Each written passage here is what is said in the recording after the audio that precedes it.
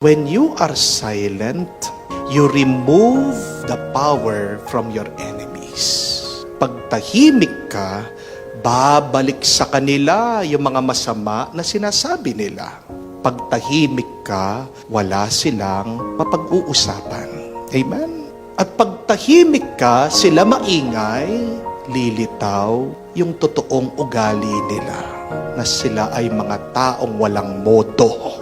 Sila'y mga taong walang pinag-aralan, na sila ay mga taong walang kagandahang kalooban. Ano ang kasabihan? Na ang latang maingay, walang laman. What does that mean?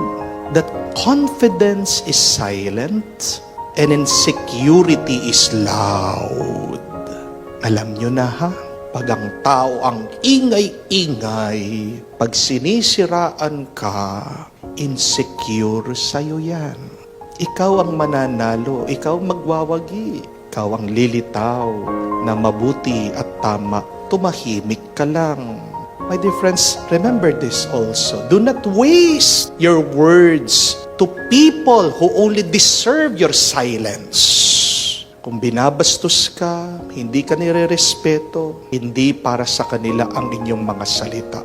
Do not waste your time with people who do not love you, do not like